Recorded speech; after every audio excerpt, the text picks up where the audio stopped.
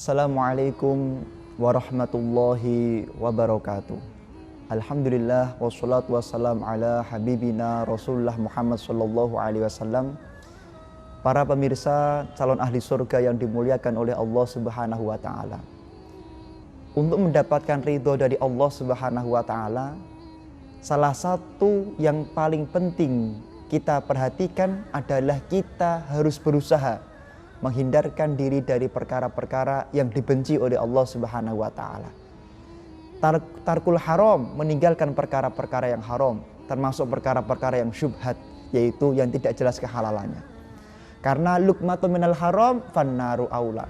Satu suap perkara haram masuk ke dalam mulut kita akan menjadikan sebab kemudian Allah Subhanahu wa taala tidak ridho kepada kita sehingga memasukkan kita ke dalam nerakanya Allah Subhanahu wa taala.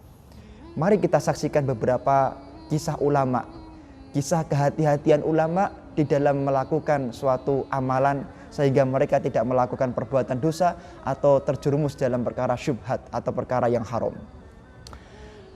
Kita contohnya Imam Abi Yazid Al-Bustami, seorang ulama yang masyhur di dalam dunia intelektual. Beliau sejak umur 7 tahun karena bapak ibunya orang yang selalu meninggalkan kemaksiatan, meninggalkan perkara haram, setiap malam istiqomah melakukan sholat tahajud, sholat hajat minimal 100 rakaat. Ketika umurnya masuk 10 tahun, Imam Abi Yazid Al-Bustami ini beliau mau melakukan sholat malam, tapi baru 4 rakaatin, baru 4 rakaat. Dia merasa sangat berat sekali. Kemudian bertanya kepada ibunya, "Ya Ummi, wahai ibu, kenapa tadi malam saya melakukan sholat tahajud, hajat baru 4 rakaat, berat sekali badan saya. Adakah perkara haram masuk dalam mulut saya?" Kemudian ibunya mengatakan, "Demi Allah, sejak dulu engkau tidak pernah makan perkara haram. Sejak dulu apapun yang kamu pakai itu adalah semua halal. Tapi kemarin ibu itu tidak sengaja karena tergesa-gesa atau bagaimana begitu, kemudian ibu itu mengambil sabunnya teman ibu, kemudian tak pakai untuk mencuci daripada baju kamu. Jadi baju kamu itu dicuci dengan sabun cuci yang tidak halal. Makanya engkau diberi berat beribadah kepada Allah Subhanahu wa taala." Ini kisah pertama, gara-gara tidak berhati-hati kemudian diperberat beribadah kepada Allah Subhanahu wa taala. Maka para ulama sangat berhati-hati di dalam menjalankan semua amalnya.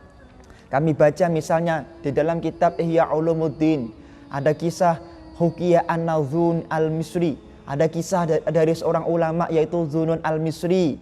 Ketika beliau dipenjara oleh pemerintah, lam yakul ayyaman fi sijn.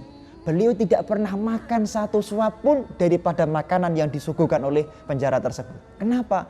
Karena beliau tidak mau makan dari makanan kecuali makanan itu harus dari makanan yang pasti halal. Nah, dari mana beliau makan? Faba'asat ilaihi ta'aman min maghziriha ala yadi sijn. Setiap hari saudara perempuannya datang ke penjara untuk mengantar makanan yang telah dimasak oleh beliau. Seorang wanita sholihah yang ahli Quran, yang mulutnya gak lepas daripada ibadah kepada Allah, adiknya ini atau saudara perempuan mengirim makanan untuk dimakan oleh Imam Dzunun Al-Misri.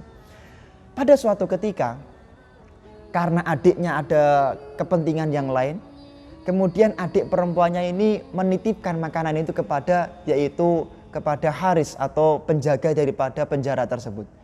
Ketika dititipkan kepada Haris, kemudian Haris penjaga memberikan kepada Imam Dzunun Al-Misri. Apa yang dikatakan oleh Imam Dzunun Al-Misri? Kana halalan. Aku tahu makanan ini halal dari adikku karena memang biasanya seperti ini. Walakin ja'ani ala tabaqi dzalim. Tapi makanan ini telah disentuh oleh orang yang telah sering berbuat zalim. Makanan ini telah terdengar yaitu kalimat-kalimat daripada orang zalim. Maka aku tidak mau makan dari makanan yang telah disentuh atau telah terdengar di dalamnya yaitu ucapan-ucapan daripada orang zalim. Ini adalah uswah daripada Imam Dzunun Al-Misri sehingga beliau menjadi ulama yang sangat hebat, menjadi orang yang anak murid-muridnya kemudian menjadi ulama-ulama besar. Kisah yang lain diceritakan bahwa di dalam Tadhibul Asma, Anna bin Sirin ishtara bi arba'ina alfa dirhamin zaitan. Pada suatu ketika Imam Ibnu Sirin itu pernah membeli 40 yaitu dirham minyak zaitun. Jadi beli kalau kita 40 dirham lah kira-kira begitu. Kemudian fawajada fi zaqin minhu fa'roh. Tiba-tiba beliau melihat di dalam minyaknya tersebut itu ada yaitu tikus yang mati atau ada bangkai tikus. Apa yang dilakukan beliau? Kalau kita mungkin kita buang kemudian iman-iman. Ini harganya misalnya 400 juta rupiah, iman-iman kalau dibuang. Kalau beliau tidak. Beliau rubbama kanatil fa'roh matat fil mi'soroh fasobba zaita kullah. Beliau berpikir, siapa tahu tikus tersebut tadi muter-muter dulu, kemudian bangkainya, kemudian muter-muter sehingga semuanya menjadi najis. Makanya beliau buang semua daripada minyak zaitun tersebut. Kenapa? Karena beliau tidak mau makan, tidak mau kemudian minum daripada minyak yang tidak halal di mata Allah Subhanahu wa taala.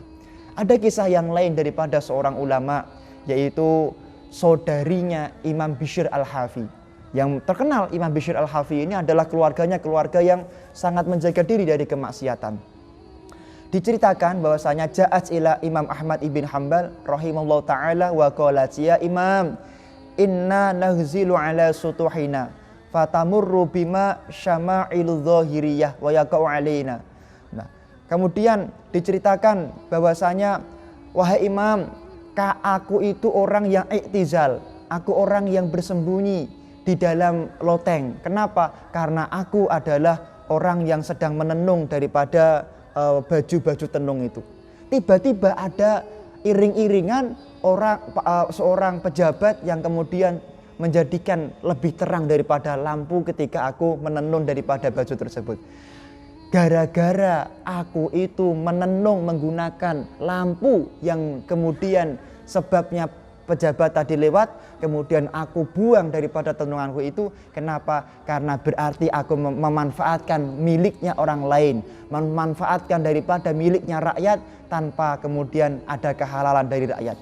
Makanya marilah kita semuanya berhati-hati, jangan sampai kemudian melakukan perbuatan memanfaatkan fasilitas negara, memanfaatkan fasilitas kantor untuk kepentingan pribadi. Ini adalah perkara yang dilarang oleh Allah Subhanahu wa taala. Bahkan diceritakan ketika Imam Ibnu Sirin, beliau pernah dipenjara, kemudian karena penjaga penjaranya itu mencintai Imam Ibnu Sirin, kemudian penjaga penjaranya mengatakan, ya Imam, idza kana al-lailu idhab ila ahlik.